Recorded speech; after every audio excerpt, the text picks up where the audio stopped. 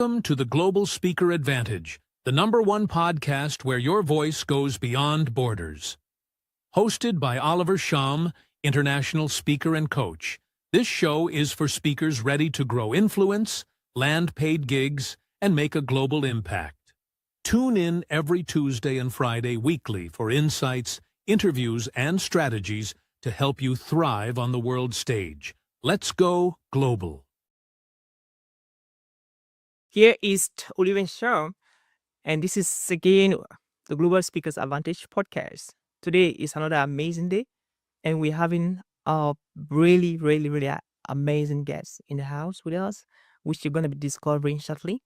So, like you know already, at the Global Speakers podcast, we are connecting your voice and your stories beyond borders. And what it means is that you are taking your message to different countries and to different continents of the world. And that's exactly what you do. My dear friend, as you know, my job is to help professional speakers, aspiring speakers to take their messages beyond their countries, beyond their continents, and beyond the entire borders where they are confined or located. And that's why we are so passionate about professional speaking. And that's exactly how we work with speakers from different countries of the world. And with me in the studio is a phenomenal, fantastic, a transformational keynote speaker. And today we'll be looking at how to become the world's best. And he's actually the world's best. And so let's hear from our guest, Sign Muller. Welcome, sir. Thank you. So happy to be here with you today, Oliver. Thanks for having me. Lovely. Great. I'm so happy to know that you're happy to be here today. Say, your story is so, it's almost unbelievable. It's a story I've not heard before. Like I've heard that before, and I've never seen, I've never seen the person, and that's one of the reasons why our team got you to the studio for this podcast. Like, you're not only a speaker, but a transformational speaker with a phenomenal story. Tell us, sir, before we dive into the details of the story and your journey as a transformational speaker, what is your one word? That's the foremost question we ask to all our guests. Yeah. One word is tough, especially as a speaker, right? Yep. We speak in a lot of words. I would have to say for me, it's grateful. Oh, Grateful. Gratitude. gratitude. I love Grateful. that. I love that. Somebody says gratitude is what connects us to power. And that's very true. Yeah. I love that. Yeah. Gratitude is a great connector, and I very much believe it's something to be shared with Yep. others, right? Okay. It's not to be kept in our own head and thankful, but it's to be shared with others. Lovely. So, my dear friend watching live right now, be on YouTube and Facebook and LinkedIn, let us know which part of the world you're watching us from. Are you watching us from Asia? Are you watching us from America? Are you watching us from Canada? Are you watching us from Africa? Which country in Africa? Is it Cameroon? Is it Kenya? Is it South Africa? Is it Nairobi? Is it Ghana? Is it Nigeria? Let us know. Just drop the name of your country where you're watching us from, and hopefully along the way, our technician somehow will let us know so we can send you a high shout. That's going to be a global high shout for you and just for you.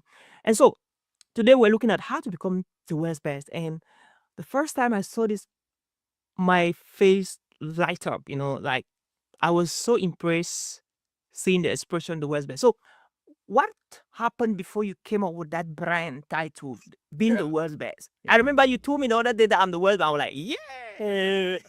Yeah. I am. Yeah, exactly. It's a way to help share gratitude. Really. Yeah. It's a different way of saying thanks. Okay. You're the world's best. So, August 23rd, 2024, I died. Oh my God, did you hear that? Amazing. What happened? You came back to life. I did. I had a sudden cardiac arrest. Okay. I was, my heart stopped. I was flatline for about 8 minutes. And good friends I was with that I've known for 30, 35 years were there to do CPR, mouth to mouth, and the chest compressions. And then the first responders arrived with the defibrillator to start my heart. And so I'm alive today because of that. But I think of that as a heart-stopping moment. And we don't have to have a heart-stopping moment that involves the hospital and ambulance and a defibrillator and 7 days in the ICU. It's a very personal thing. If you think about, we all have them, right? They make us stop in our tracks. They make us pause and think. They make us reflect on what's really important. What are our priorities? Could be the birth of your child. It could be getting married. It could be a big presentation at work to the board. Yeah. It could be taking a loan for your first business. There's a lot of things that could be heart-stopping moments. We all have them. Wow. And it's really how do we respond to them Mm. that matters. Wow. Unbelievable. And like that's so amazing. That's so amazing. I really love that. And you died for 8 minutes, and after then something happened. You came back. And like being a man of faith, I see how your mission on earth was not done yet, and God brought you back to finish your assignment on earth. And I love that. So tell us, tell us, you came back. Like, can you tell us watching, and especially I guess watching, how was it like when you died? How was it like to be dead? Yeah. So that day I golfed, a nice course out by Lake Minnetonka in Minnesota here. Yep. Anybody that wants to look up on the map from across the globe, with a group of friends. There were 12 of us total that I'd met from General Mills, Okay. 1994. Wow. These people became my best friends in the world. We were there for the birth of our children in the hospital, graduation now, college of our children, catching up. Yep. Catching up on the golf course and just chatting. It's like, hey, what's going on? How's being an empty nester? Half of them live out of town, half of them are in town here.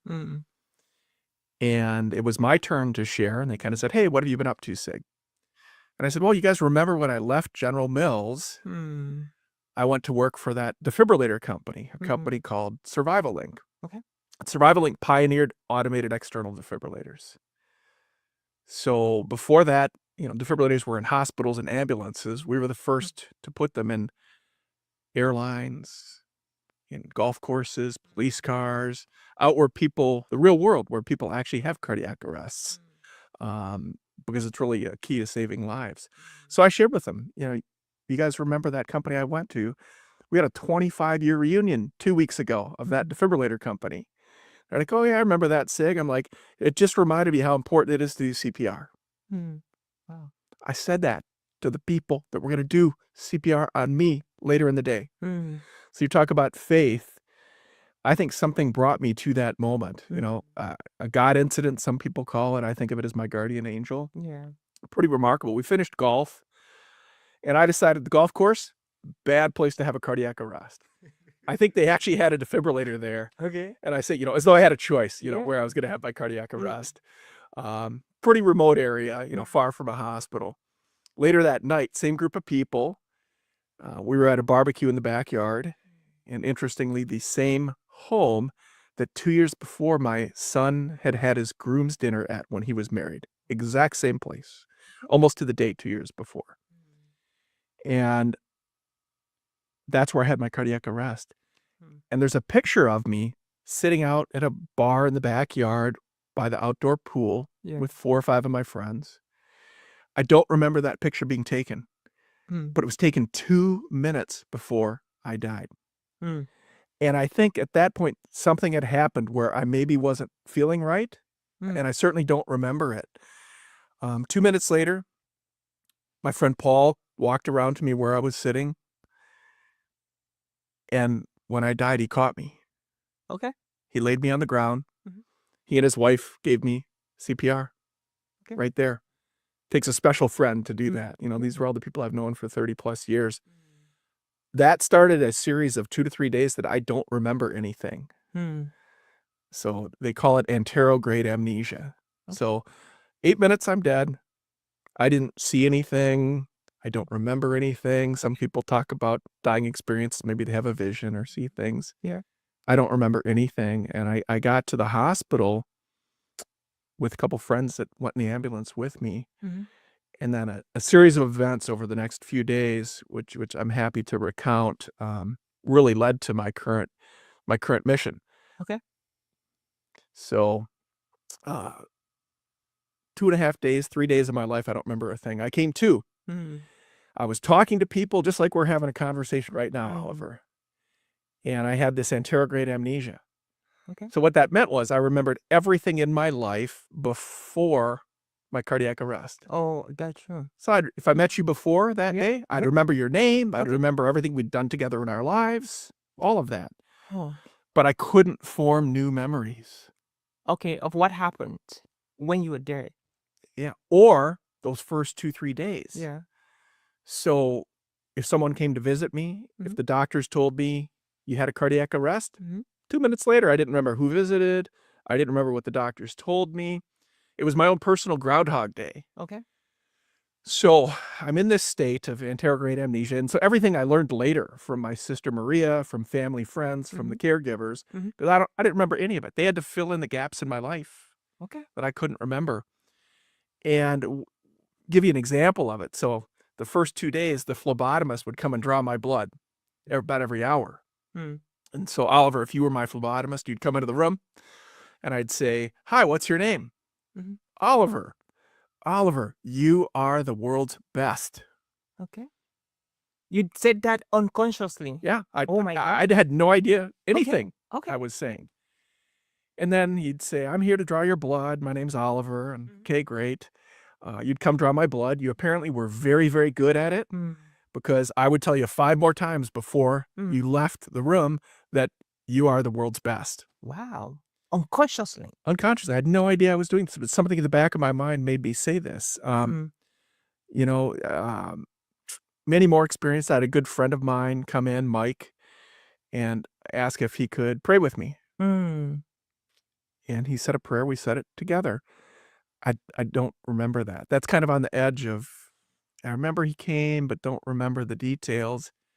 One of the more funny stories is, and this hopefully is okay on the podcast, is the nurse. You know, this is the first time in my life I couldn't take care of myself. I was a all-American high school swimmer, state champ, Division I swimmer, leader of teams in the corporate world. For the first time in my life, I couldn't take care of myself at all. I couldn't get out of bed. I couldn't go to the bathroom. And so my sister, God bless her, and you know, she can give testament to this. It's the only reason I know the story. The nurse came in the room on day 2, I still don't remember it, and said, "Do you have to go to the bathroom?" And I said, "You are the world's best?" "I think so." Wow. So she proceeded to get the bedpan while I'm laying in the bed. Yeah. And help me go to the bathroom.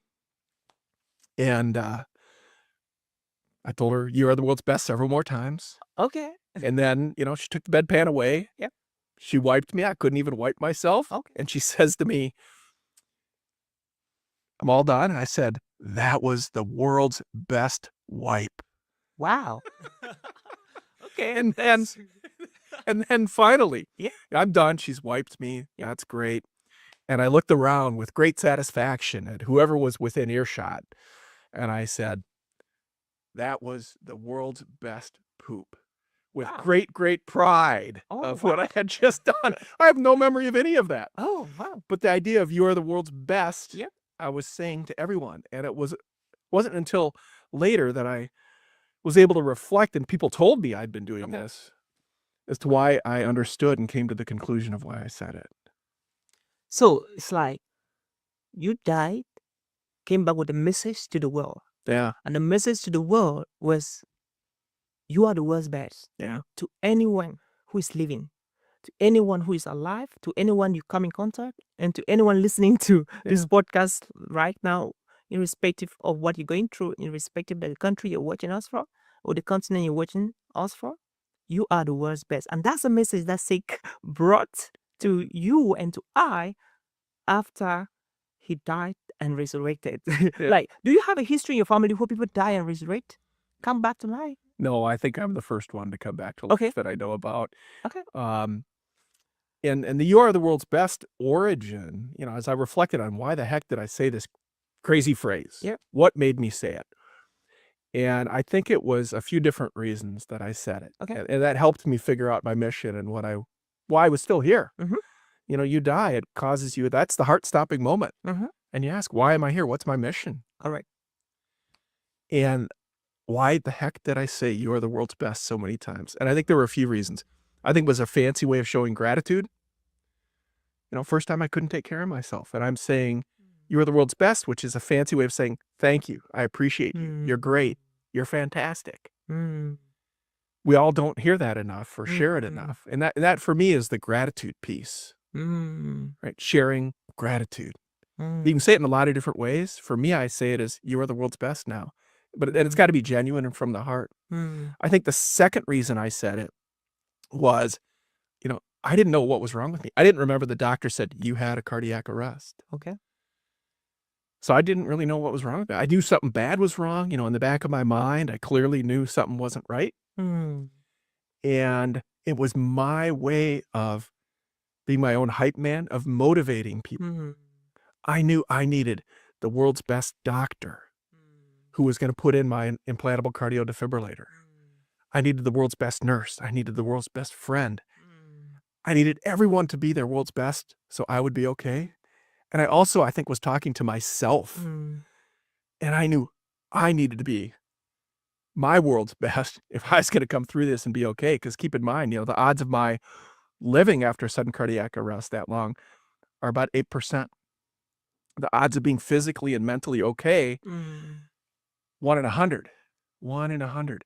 So my friends and family, they're watching me in this state, wondering, am I going to be the 99% that doesn't come out mentally okay? Because I don't remember anything, and I'm saying this phrase all the time. Okay. And so the second reason I said it was I needed everybody to be their world's best, including myself. I think the third reason is, in today's world, we're told too often, you can't do that, that you're not good, right? It's too hard. A whole host of excuses and reasons and negative thoughts about why you can't get something accomplished. And I think the key is to share the gratitude and change that attitude. Okay. That, we need to share that and get rid of the negative thoughts. So I love that. And to all our followers on Facebook, LinkedIn, and YouTube, thank you so much for your amazing comments. We really appreciate that. And thank you so much. Pretty good. Amazing. Okay. Keep on bringing in comments. If you free, you have words to Sign Muller, the man who died, and after 8 minutes, he came back to life. If you have any word or comment for him, drop it down. Thank you so much for dropping all of that. We really appreciate it. And so, this is kind of a global podcast, and we have listeners from all around the world. Today, I actually have our team is having 2 guests. One from South Africa, which is my mentor in public speaking, and you. And we our guests are expecting a lot from us, especially from the questions and interaction. And I just want to ask the right questions that if the guests were to ask you, they would do. yeah, And so I really want to do justice to really be able to get the information that they will need to be the world's best, even as they listen to us now, and Sure. even those who will be listening after the podcast will gone live. yeah. So, what experience and what message do you have to somebody listening to us right now who has always been average? After you died and came back to life, what is that message you have to give to that person watching us right now about the importance of taking life serious and the importance of being intentional at everything you do? Yeah. Well, attitude is a choice. I believe we all have the power, talent, and capacity to be the world's best version of ourselves every day. But we have plenty of days where we're not. Everyone does. That's normal. All right. We have plenty of days I'm crappy Sig or you're crappy Oliver. Yeah. And we don't like those days. Yeah. Right. And the people around us don't like those days.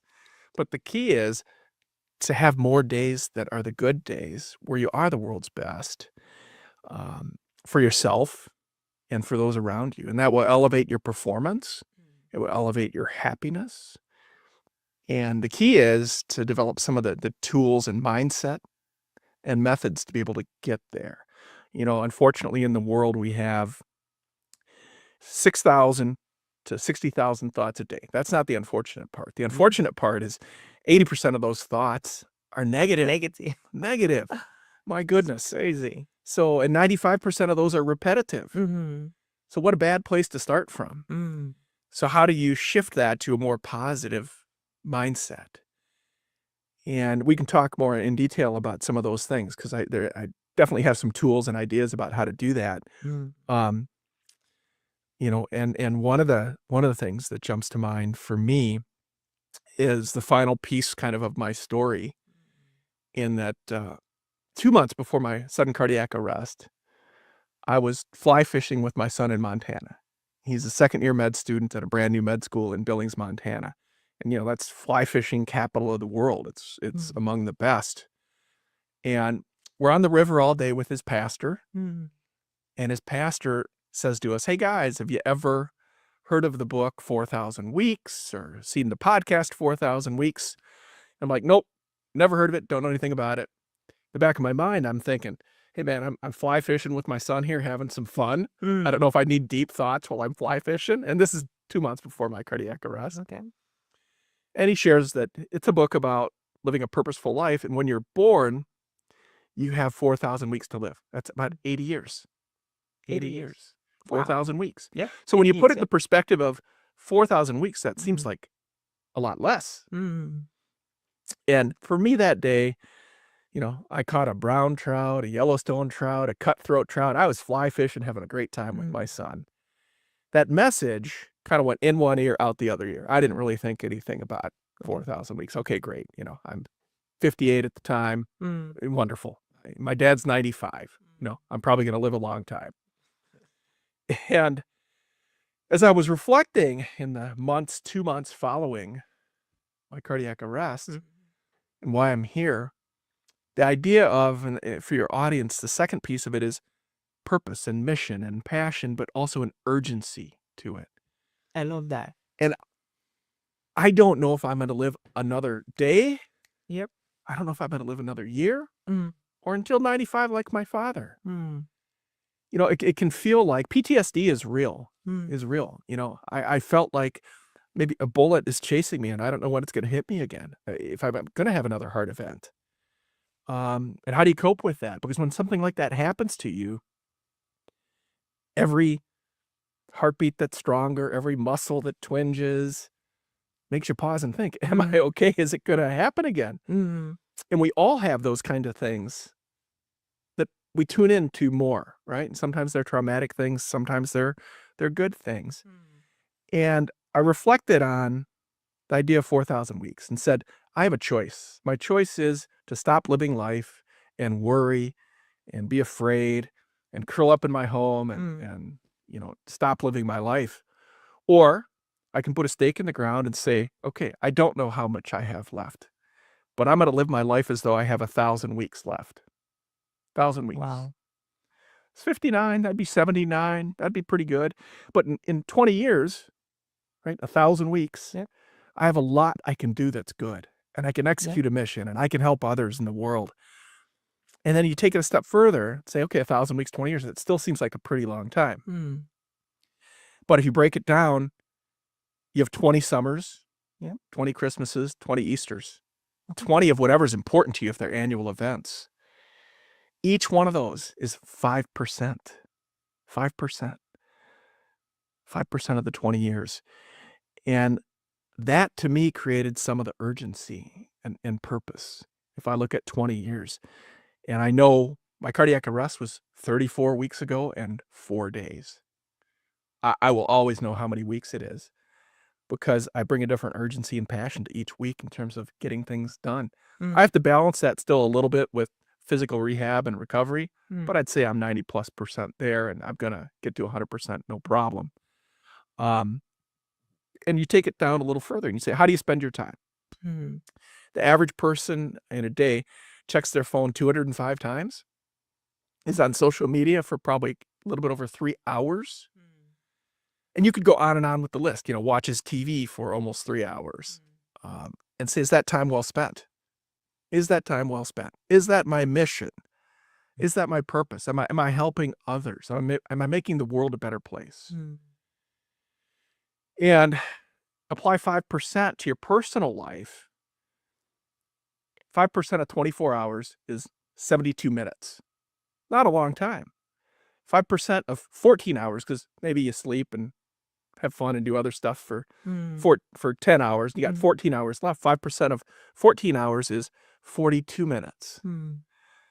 So figure out what's important to you, what matters, what your mission is, and spend, my goodness, 5% a day, 42 to 72 minutes. Could be playing with your kids. It could be performing better in your work. It could be having a date with your spouse. A lot of things that maybe you aren't doing every day that you should be doing every day, spending that time with your children. It's personal to each of us, but figure it out and spend that 5% of the time. And some other things take a long time to achieve, right? Building a business. For me, writing a book. Yeah.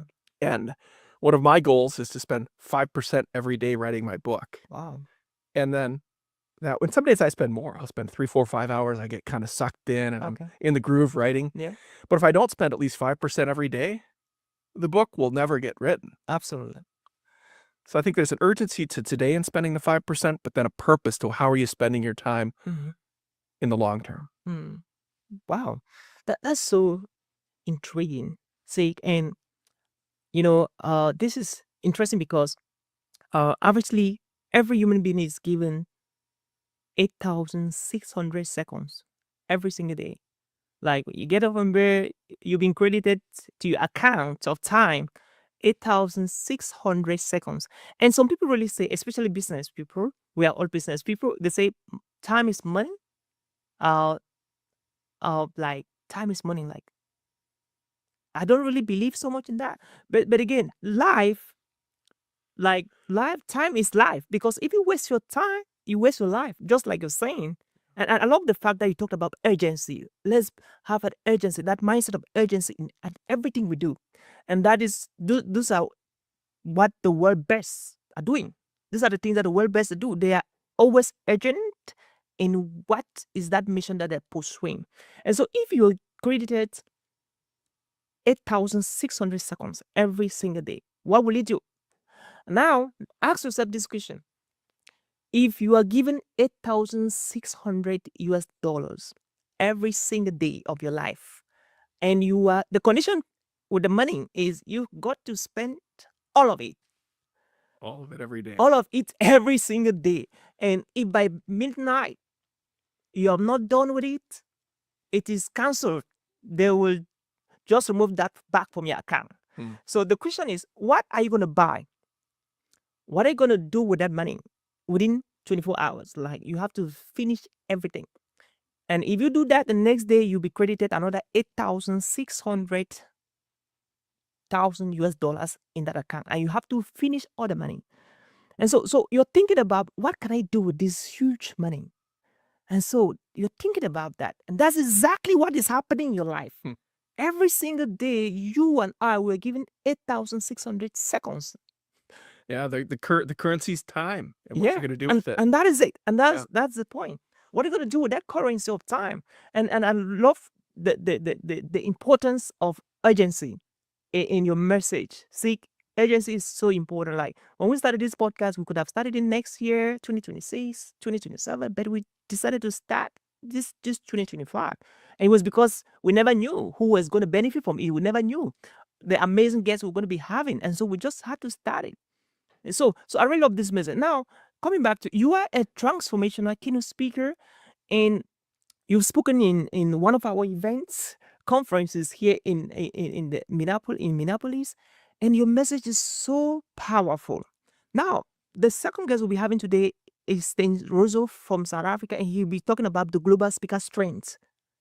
What is the trend in the global speaking industry, especially for international speakers, top international speakers, and global speakers. So, as a speaker, having this amazing message, like who are your audience? Like, who are the people you actually targeted with this message that I believe everybody needs to hear? Yeah, that's a good question. We'll see if I can remember it in a minute, but I wanted to riff off your 8,600 seconds as currency, which I think is so interesting. I'd never broken it down that way before. And how are you going to spend that every day? Yeah. It's a good question. I'll have to think about it more, but off the top of my head, for me, it is things to expand my mission to reach more people, and probably a portion for charity that I believed in. And as I think about that, my goal is to reach, over the next 20 years, millions of people across the globe with my mission. Yeah. And to help them be the world's best version of themselves. So I think that $8,600, Yep. I'm going to spend some on, advancing my book Mm. and writing more effectively. I'm going to spend some on my speaking and how to advance that further. And I'm going to spend some on reinvesting in causes and just things I think are important in the world. And that I probably have to eat a little food too. Oh yeah. So, Great. And so who are your audience like? yeah. Okay, who are the people your message is targeting? Yeah. Is it everybody? Well, I think the simple answer is everybody. Okay, I've sure. been speaking a lot at faith groups. Oh, faith groups. I've been speaking a lot at corporations. In corporations, it's really about the company, the team, and the people, and how do you align all of those things to fire on all cylinders, and the organization and the team and people perform at their world's best. Awesome. And I do some individual coaching as Okay. well. Not too much. I feel like you can make a difference one-on-one like that, but I feel whether it's a workshop, I'll do workshops at companies, half-day, full-day workshops. It's just you can reach more people that way and hopefully still have a great impact. I got a note from someone after one of my speeches, it's probably about 2-3 weeks ago. It was 3 days after Okay. I spoke. And one of the things I talk about is spreading gratitude and sharing gratitude. And in addition to the 5%, and this guy said in his email to me, he said, "This is the third day after your speech, and every day so far, I wake up and I look in the mirror while I'm brushing my teeth, and I say two things to myself. Am I spending 5% on all the right things today? And am I sharing gratitude and appreciating people and being thankful for what I have? Not just in my own head while I'm brushing my teeth, but am I sharing that message with others? And we all have unique ways we can do that. So through the speaking, and it really is any audience, but I think corporations, faith groups, schools, I've done some speaking at High schools schools, as well. universities. Yep. Okay. Yep. I think it's all fair game. Yeah. No doubt, you're a transformational speaker, so everybody needs transformation. Yeah. And so you need that. So faith-based groups, churches, church conferences, religious meetings, corporate, Fortune 500, solopreneurs, entrepreneurs. Yeah, that's your speaker. So two things came to my mind. Two statements from two great men. The first one was from John C. Maxwell. I'm actually listening to his book, 15 Invaluable Laws of Growth. And in chapter 3, 4, he talks about a very powerful concept that every morning when you get up from bed, say, do it now, do it now, do it now, like 2,000 times. And it's amazing. I started practicing that. It's amazing. Like that talks about your message, urgency. Yeah. Do it now, do it now, do it now, like 2,000 times. And you are reprogramming your reticular activating system, which is part of your unconscious mind, to get things done and stop giving excuses. Yeah. And secondly, I was listening to one of my I followed him on YouTube. He's an amazing speaker and a coach, Myron Golden. He said something so powerful. Like, people talked about soccer, they talk about football, they talk about celebrities, how much money they're earning, which cars they're riding, which private jet they have, and they argue so much about it. They spend a chunk of their time, which is their life, talking about people's wealth. And those people don't know them. Yeah. They never think about them. And he was like, I don't have a TV in my house. I don't watch TV.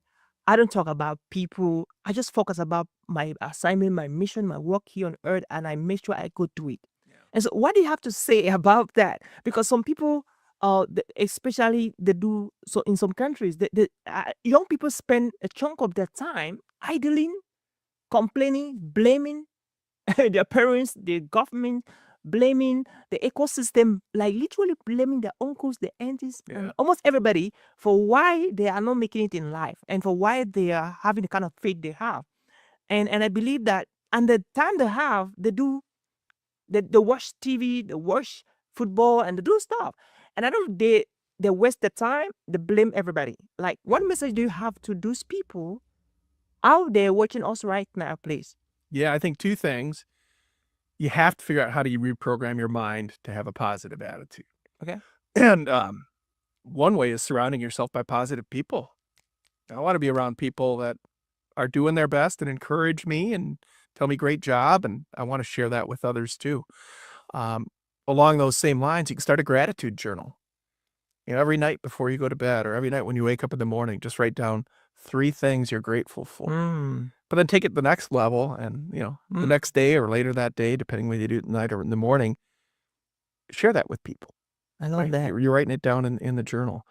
The other thing I think is super important. So you talked about negativity, but then also how people spend their time. And I actually have a chapter about this in my book. Okay, good. Play.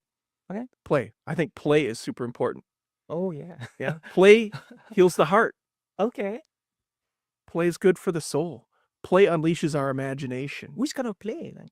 Well, everyone plays in different ways. So for me, my play is scuba diving is one of the ways that I play. Okay. And in fact, this is kind of a crazy story. The 4th day in the hospital, the Medtronic rep came in and said, "Sig, we're going to give you an implantable cardio defibrillator." Okay. And told me all about it, the technical specs and everything. And I proceeded to ask him a whole bunch of questions. And I knew some of the questions because 25 years ago, I'd worked at this defibrillator company. What's the waveform that, it would shock me with if I needed it? What's the delivered energy of the device? All these kind of technical things. And he was great. He knew all the answers and finished. And I still, even though this I remember, right? It was day 4. I told him when he walked in the room, I told him as he's explaining it to me, "You are the world's best" multiple times. Oh, yeah. Explaining it to me. And he's starting to leave. And I said, "But I only have one more question for you. And it's the most important question. Okay. If you put this in me, can I scuba dive anymore?" Mm. And his response was, "I don't know, Oh, but I'm going to find out the answer for you." oh, lovely. So he came back later that afternoon and he used the word contraindicated about 20 times, I think. Okay. He said, "Sig, that's contraindicated." No. Meaning, and he explained that if you're underwater, diving at 70, 80 feet underwater and your defibrillator goes off, well, number one, it went off probably because you died or your heart was really screwed up. Okay. And you're probably going to drown after it goes off. I said, "Okay, I understand that risk." And he proceeded to say, contraindicated, can't do it more. And I said, "I understand that. It's something I want to do. Will the defibrillator, the ICD, withstand the pressure of diving?" Right? Because the different atmospheres, right? It's like when you go elevation in the mountains, the pressure's less. When you go underwater, the pressure is very strong. That's why you have to clear your ears when you go underwater. It's because of the pressure. Okay. And he said, "Well, it has been tested up to 100 feet underwater. Okay. So you could scuba dive up to 100 feet. Oh, wow. Which is fine. I mean, most of the scuba diving, 60, 70, 80 feet at the most. Occasionally, you might want to go deeper. I said, "I understand the risks. It can do it." And he said contraindicated a few more times. And then I told him, "You were the world's best." And I looked at him and smiled. And I said, "All right, let's go ahead and put it in." Okay. I don't think I had a choice. I think we were putting it in regardless. Oh, nice. But for me, preserving that ability to play is super fulfilling in my life. Oh. And we all play in different ways. It could be on the soccer field. Yeah. It could be playing a game of Catan or Monopoly with your kids. But it causes you to pause, suspend judgment, Yeah. be present. Releases innovation. Yeah.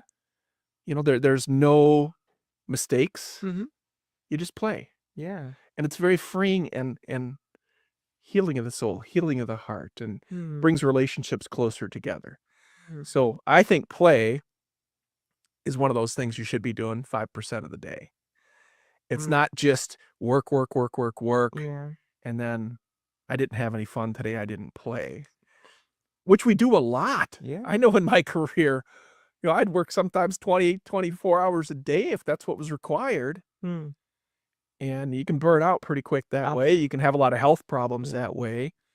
And I think you can have a richer, fuller, more productive life Mm. by incorporating an intentional way to play Mm. every day. And you're at work, at home, Mm. at the gym, Mm-hmm. whatever that is. I love that. You were kind of talking to me, say like play. Like I'm like, how often do I really play in a day? Like I rarely do that.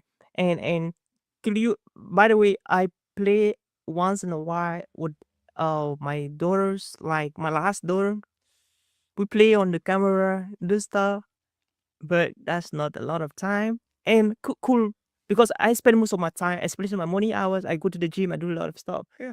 Exercise. Could that be part of playing? I don't think No, so. I think going to the gym can.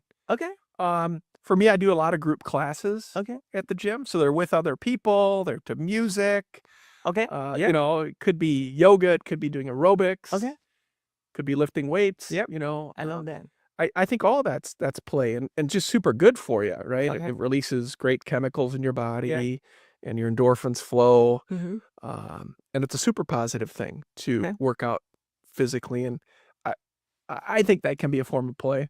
Okay. I love that. Yeah, I think so too. But again, the people listening to us, especially our audience from United States, whew, like it's a busy country, man. Like you know what I'm talking. You know what I mean? Like it's a busy. Like everybody is like, I don't want to say under pressure. Like everybody is in the road and doing stuff. Like Deadlines. yeah, deadlines. You have to be on time. And like in the US, like many Western countries and even some developing countries, like you work is starting at 6 p.m. You need to be at 5:45.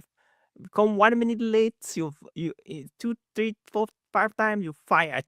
Take note of that. So if you ever think of working in any developed country, like think about that. Like you have to be on time. Yeah. And most of the time, people just want to work, and they really have less or little time to play. And I'm happy that you made a statement like contract. Like, okay, going to the gym is a cool thing. So try to figure out your playtime while you're in the gym. It could be joining. There are some nice clubs. I mean basketball. Like as you join the basketball club thing, do stuff like. Cool. A lot of things. Yeah. Any other thing you can recommend on people who are highly busy with tight schedules on play? Play at work. Oh, play at work. And how do you do that? I'll give a few examples maybe from my career. I worked at General Mills. One of the brands I worked with was Betty Crocker. A lot of people know Betty Crocker. I think she travels around the globe, but she's about baking. And that's one of General Mills' big brands. And this was probably the late 90s, 97, 98 timeframe. And we were looking at how could we innovate baked goods, muffins, cookies, all that kind of stuff. And at the time we said, what about scones? And scones at the time, there weren't the fancy, white chocolate, raspberry, jalapeno, cheddar scones. They didn't exist in the market. A scone was this bland, dry thing from Britain. Okay. Universal around the globe, but it was really not that good tasting. Sorry. But it just wasn't. It was bland and dry. Okay. But we said, how could we innovate that? So we got everyone together across multiple functions, operations, marketing, sales, and went to the Betty Crocker kitchen. Mm-hmm. And our challenge that day was to make a better scone. And we had toys in the room. We had 100 different kinds of candy in the room. We had, 30 different kinds of cookies in the room, and some other things as well. And that was our toolbox along with, flour and everything else. And just on our own, no matter if we had a little baking experience or a lot, it was make a fun, different scone you think people would like. Okay. And some of them were horrible. Oh my God. Some were horrible. Okay. But you know what? That shared experience and laughing at that scone that Oliver made, we called it the garbage scone. Okay. I like that. And when we ate it, Yeah. we had to use the kitchen spittoon Oh. because we couldn't even swallow it. It's crazy. It's not a criticism. Yeah. It's in the spirit of play and having fun. And there were some really good ones we made too. But out of that, Mhm. we came up with some really cool innovations to make a better tasting scone that was moist in a better form function for the channel we were serving. That's play at work. Yeah. And I can give you some more examples, but Okay. it frees the mind. Yeah, that's right. Yeah. And so our guests watching right now, yeah, well, I'm a very practical person. So our guests watching right now, they want us to do something. This is work. This is a studio. So maybe you want to grab your bottle of water. All right. Okay. Let's do some 30 seconds play. Okay, you three. Oh, okay. Let's go again. Let's go again. Okay, let's do the difficult part of it now. We exchange. Uh-oh. You juggle a Oh, little. yeah. All right. Oh my gosh.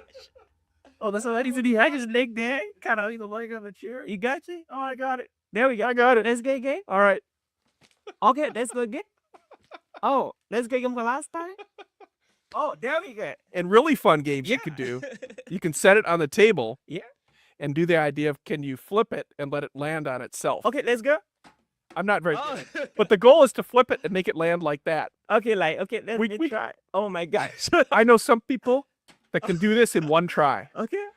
I could probably try it 1,000 times Yeah. and I wouldn't be able to do it. But some people are really good at that. Just a I crazy, mean, that- silly way to play. Maybe one of our guests could come to the studio and do that. Like, okay, you flip it. Oh my gosh. Okay, let me try for the last time. I like trying stuff. And Oh I my- think part of the trick is having the right amount of water in there, which we probably don't have, but That's a good excuse for us. Very cool. So ladies and gentlemen, and our dear friend and guest, this is time for your advert. We don't have an advert yet, so next time we make sure you send us your advert so we can advertise in the podcast. So coming back to the studio and to live, I felt relaxed and less pressure after the 30 seconds play. I think it was like 1 minute. yeah. So maybe William should let us know how much time did we spend playing on the studio. And it's really fun. Like, it's not just be too busy talking about life and dirt, life after dirt, and all of that. Like, Yeah. it's cool. And the laughter and joy was genuine. Yeah, it was. You made a really bad toss and it went under my chair. Oh my I think it was a bad catch on my part. But it wasn't a judgment thing. It was just fun in the moment. Yeah, kind of. And that's it. And that's what makes us unique. And that's what makes the Global Speaker Podcast unique. Okay, so let's talk about your speaking business a little bit. Like, you what topics do you talk on? I know you're a transformational keynote speaker, Yep. and I cannot wait, Africa, to get you down to the continent and do some gigs in South Africa, in Cameroon, in Kenya, in Ghana, Would love it. Nigeria, Yeah, I love it. Singapore, Malaysia, Egypt, like Germany, and any other country in the world, like Canada. They need Yeah. speakers like you Yeah. to sharing very powerful stories. Like, I've not heard that before. The only person I heard he died and resurrected is Jesus, And apart from that, I think you're the second person. And good enough, you just had 8 days, not 3 days. So so there's a big difference. Yeah. So what topics do you talk about, say? Yeah. So a couple we've touched on today. I have a whole keynote speech on gratitude. And, all of the speeches have in common, I share my personal story. Wow. But then it's gratitude. And how do you apply gratitude to your life? And some of the things we talked about with, journaling and with positive people. It's a whole focus on how can you walk away with the right mental mindset and Okay. tools to have the gratitude Mm. attitude. Okay. One of my other topics, I spend a whole keynote on the 5% rule, Oh, which the I call 5% it rule. the Oh, 5% rule. yeah. And spending 5% intentionally on the right things, or 5% over time to accomplish your long-term goal. And not everything's 5%, right? Some things you need to spend 10% or 15% or 20%. So you can chunk it out and think about multiples of 5%. And maybe someday some things should be 50% of Mhm. what you do. You're on vacation with your family. Mhm. You should be 100% present, Yeah. having fun. Yep. That day. Mhm. And I also talk about play Okay. Wow. and how to innovate Mm-hmm. with play and make that part of your everyday activity Yeah. across your life, Oh, yeah. not just in one segment of. I love that. Hey, dear friend. When was the last time you played? Like, when was the last time you played? Now, do you have a plan to play every day? At least for 5 minutes. It could be 10 minutes, it could be 15, depending on your work schedule. That's so important. Like, it helps you to be more innovative, creative, just like you heard from our guest, see? So, why not come out with a plan with a schedule? Like your daily, like your weekly, your monthly, and a yearly playing schedule. Because that's going to help you to be way, way innovative than you ever thought about. So if it was you, because I'm making my own plan to play intentionally. And that is one of the things that will make you the world's best. Yeah, Yeah. absolutely. Yeah. It's being, I call it consciously competent. Mm. Be with intent, Yeah. consciously competent. So, and then it becomes second nature. It becomes a habit. Mm. But maybe initially saying thank you to people Yeah. is not something you do regularly or certainly often enough. So how do you build in the routine of saying you're great, you're fantastic, thank you? Mm. For me, I have a post-it on my mirror so every time I shave or brush my teeth or Yeah. wash my hands, Yeah. it says you are the world's best. Oh, wow. And that's telling me to be my world's best every day. But also I take it as a reminder that when I go out into that world, to say that to other people. Wow. And before we talk about 3 practical things that every person watching us right now, who is even going to watch us after, can start doing to become the world's best. I just had an experience the other day. One of my colleagues said something which for the past time nobody said that to me. So she said something like, "Hi, Oliver. I don't know if I've told you this before. I just want to appreciate you. You're committed to your work, you're diligent, and you're curious. Like, you're inquisitive. You want to find out the right things to do, and you do them." And that was like a jar. Like, it was so powerful. And I was like, who said that to me before? Yeah. Like I really did not just figure that immediately. And that really inspired me a lot. And this is what I did. I sent a text to my wife. I'm like, "Hi, Laura." I just sent her a text telling her that I'm proud of her, what she's doing with the kids and the family. And she was like, "Wow." And our response was like, "Wow, thank you, my husband." Made her feel good and it made you feel good too. Absolutely. And that was not all. Yeah. I went to my director, the director of the Texas Institute of Public Speaking School in Africa, Milton in Cameroon, and I sent him a text. I'm like, "Hi, Milton. You're doing an amazing job. I love what you're doing. The student you're training every month, the result you're giving the institution is so amazing." Like, I almost told him that you're the world best. So next time I'll tell him. Anyone who wants to say that, go for it. Right? Yeah. Just make it genuine. Absolutely. Yeah. And look at what happened. Somebody gave me a word of gratitude, positive feedback, and it had a ripple effect. And I didn't keep it for myself. I was able to share to my wife. I was able to share to my director in Cameroon. Yeah. And and I don't know if they will do that to other people. And I think about that's so powerful, gratitude. Yeah. And like I say, when we started this conversation, gratitude is what connects us with power. I had a lot of doors opening to me around the world because I have learned to always say thank you to whoever ever helped me in whatever way or in any little way. Yeah. To just go back to the person and say thank you. Because there are a lot of people out there that they can help, but most of the time they don't help. But the people who go out of their ways to help, they deserve gratitude. They deserve that feedback of appreciation. That's what I believe. Yeah. So going back to you, Simone, Yeah.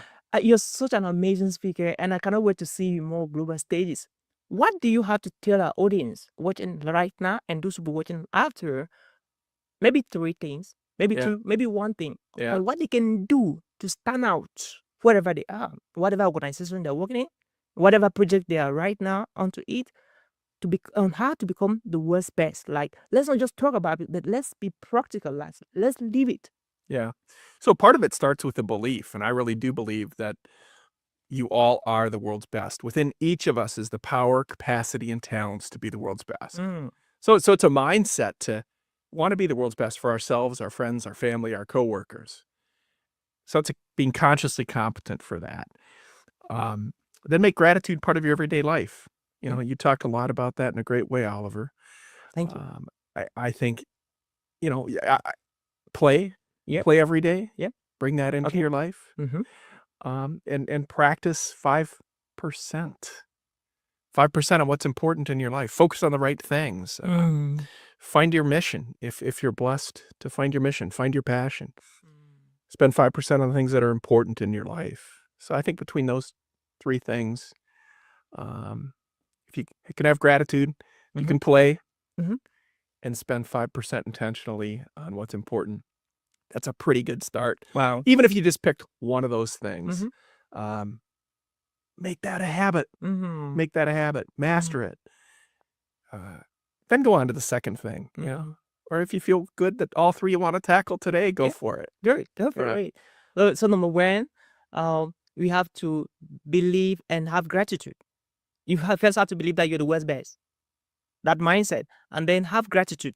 Like, be grateful for life. And I think everybody has something to be grateful. You could be listening to this podcast right now and you're in jail, you're in prison, and you're like, I don't have anything to be grateful for. It's a lie. That's not true. I believe it's not true because you are alive. There are people right now in the mortuaries. There are people even if you're in the hospital right now, in the surgical ward, you still have something to be grateful for. No matter what you're going through right now, you have something to say thank you for that single thing. And so the second one was Play. Play. Play. You just saw how we played, and it was fun. So do the same thing, play. And finally, practice 5%. Yeah. All right. Like, what are you doing right now? You have to dedicate 5% of your day to practice what you want to major on. I put it there, like, we have the minors and the majors. So what are you majoring on? What do you want the world to know you for? Practice at least 5% every single day. And for those of you who are in the corporate right now and you have a dream, you have a desire, something you want to achieve. Maybe you want to become a corporate speaker, a trainer, a keynote speaker, a transformational speaker like Sign Muller. And you're like, what the heck am I going to do to get out of the corporate, to get into that? So maybe you just have to start practicing 5% every day. Your keynotes, get your family together, get your colleagues together, start practicing. And good enough, if your work can permit you to speak, start from there. And then before you notice, they'll be inviting you to speak left or right, just like they're doing to our guest today, Sign Muller. And so that is so powerful. And I think if we can begin to do these things, we've talked about these three powerful things, your life would never, ever remain the same. And I know people will be like, there's something I learned. A lot of people, I'm sorry to say this, a lot of people are intentionally lazy to live their dreams, to go do the things that they're born to be doing. And it really hurts me a lot. And I think a lot of times it's fear. Yeah, fear. People are afraid. Absolutely. Yeah. Now look at it. Let's think about this way. Okay, what is that thing you want to do?